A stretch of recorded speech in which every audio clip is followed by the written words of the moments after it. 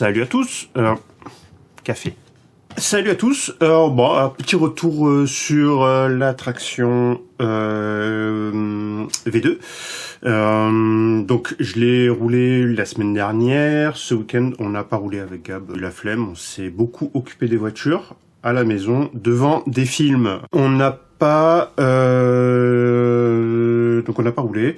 Donc l'attraction n'a pas roulé, mais je vais quand même vous faire un petit descriptif de la voiture, à commencer par la carrosserie, dont je suis encore une fois assez fier. Je vous cache pas que à la base elle devait être rose parce que j'ai dit à tout le monde ouais mais mes Open RC, mes voitures imprimées, elles sont roses. Et en fait j'aime trop les défis pour faire autre chose. Donc j'ai acheté une boîte de Posca. Comme a pu le deviner Michael. Voilà, quand j'ai acheté la boîte de Posca, j'ai testé vite fait sur un bout de l'exemple, je me suis dit mais pourquoi je n'ai pas acheté ça plus tôt? Et voilà, donc bon, évidemment j'ai un milliard d'idées maintenant. Comme j'ai explosé la carrosserie du TA08, et ben je vais faire une carrosserie de TA08. J'ai explosé la carrosserie du BXR-S1, donc j'ai une carrosserie de BXR-S1 à faire. Voilà, donc j'ai quelques carrosseries qui m'attendent. De toute manière, la carrosserie, pour moi, c'est du consommable. Donc j'ai pas trop peur de les refaire. Puis ça fait travailler un peu mon imagination. Voilà, alors on va parler donc de la V2 qui est finie. Alors j'apporterai quelques améliorations aux fichiers finaux pour l'améliorer au fur et à mesure. Dans l'état, elle roule parfaitement. Donc vous pouvez l'imprimer comme ça. Je mettrai les fichiers ou aujourd'hui si j'ai le temps, ou dans la semaine en tout cas. Les voitures sont toujours en work in progress. Je ne les passe pour ainsi dire que très tardivement en fini. Donc ça veut dire qu'il va y avoir une V2.1, une V2.2, une V2.3 jusqu'à ce que je fasse une V2.8 et que je dise ouais voilà c'est bon c'est fini, on arrête et on passe à autre chose. On va passer à autre chose avant que celle-ci soit sortie du mode whip, parce que Gab m'a demandé une propulsion. Ce qui va se passer, c'est que je vais reprendre des bouts de celle-ci pour faire la propulsion. Pourquoi je fais ça? Déjà parce que je trouve ça rigolo. Ça nous permettra de n'emmener que des triangles ou des triangles supérieurs ou inférieurs. En petite quantité, j'ai pas besoin d'en imprimer 14 millions pour les sorties, j'en imprime genre 2 paires et on peut faire les 2 voitures sans problème avec. Et je vais vous faire le descriptif complet de celle-ci, enfin le setup en tout cas. Alors, l'engin, donc, café, je vais mettre mon café à côté. Vous savez que je me dessèche sans mon café, c'est l'horreur.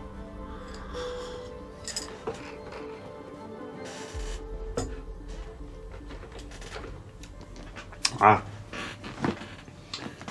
Alors, la carrosserie, déjà, c'est une pipe aéro de chez Pipe. J'avais dit que... j'avais déjà fait des blagues dessus. Bon, vous savez que j'aime bien les blagues à 2 balles. On va éviter d'en faire trop. Hein. Il y a Snow, là. J'aime bien Snow, il est trop mignon. Voilà. Il y a les stickers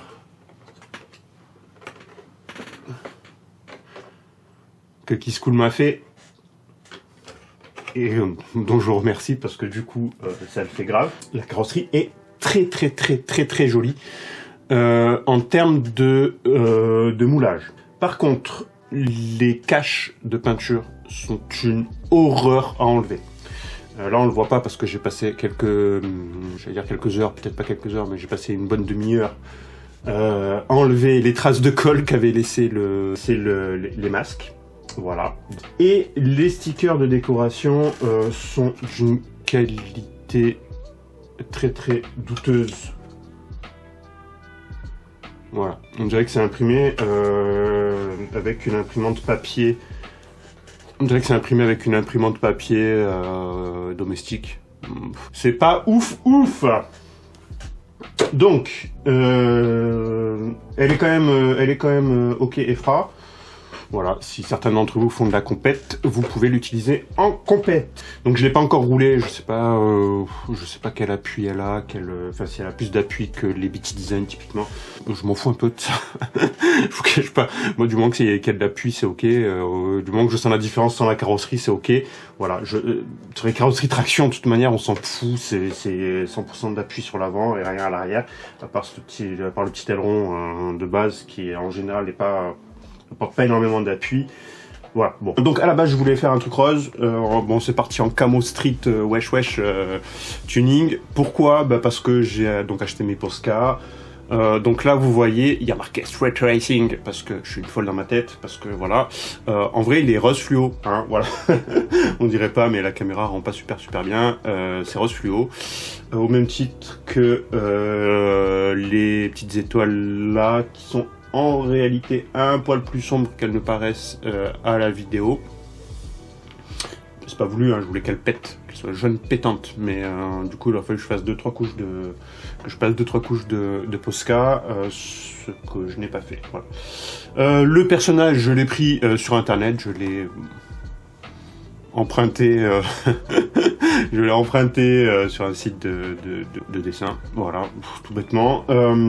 Si vous faites comme moi, pour redessiner des petits dessins comme ça que vous voulez faire sur votre carrosserie, moi je les ai imprimés à l'envers sur un papier standard que j'ai collé par-dessus. Pareil pour le Street Racing et le AHRC qui est là. Voilà. C'est la première fois que je fais du Posca, donc c'est très perfectible, mais je suis très contente de moi quand même. Dans le sens où c'est la première fois que je le fais, donc je trouve que ça rend bien pour une première. Le but, ça va être évidemment d'en faire tout le temps, hein, voilà. De me lâcher, voilà, carrosserie, 3 couleurs, nanana. J'aurais aimé que le vert soit un peu moins vert, un peu plus vert clair, on va dire, vert armé, quoi. Mais en même temps, le côté street de la carrosserie, ça me gêne pas. La voiture en elle-même.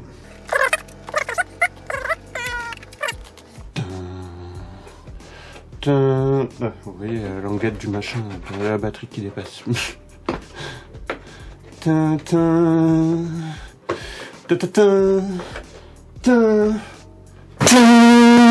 un effet dramatique de ouf. En ce qui concerne, on va commencer par le matériel. Donc on est sur un 4750 kV. Oui, j'avais dit que je mettrais un brushhead, mais d'ailleurs il est par là, le brushhead, il traîne sur mon bureau. 4750 kV, à 60 ampères platinum. Oh, platinum. Oh, moi, je l'ai pris juste parce qu'il est blanc en fait, l'ensemble, et que ça me faisait marrer, je trouve ça joli. Le cerveau, on est passé sur SPT 12 kg que j'ai récupéré sur la Cero, si je dis pas de bêtises, qui a récupéré, elle, le machin que j'ai acheté il y a pas longtemps, que j'ai branché en 8 volts 4 et ça fonctionne. Voilà. Il n'y a pas... Alors, il y a une particularité que j'ai oublié, mais qui fera partie des évolutions du châssis, je pense, c'est les butées basses. J'ai pas de butée basse à l'avant sur le châssis. En soi, ça me gêne pas trop.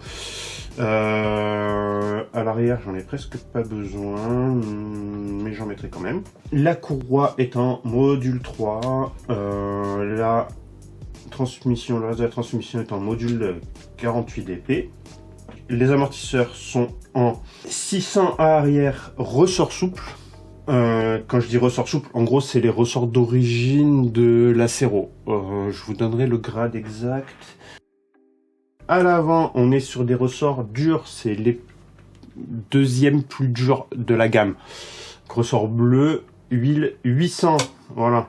Pourquoi ? Parce que le moteur est en porte-à-faux et que je me suis aperçu que ça rebondissait beaucoup quand je mettais de la 600.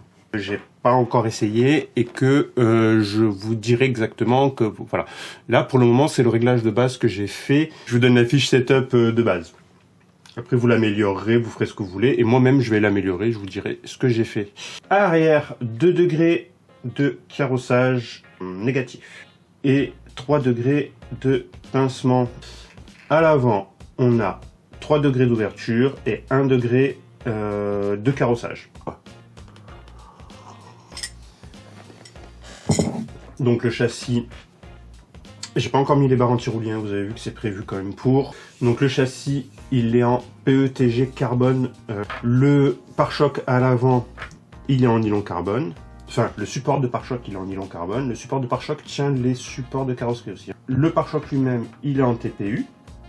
Support de renvoi de suspension slash triangle supérieur.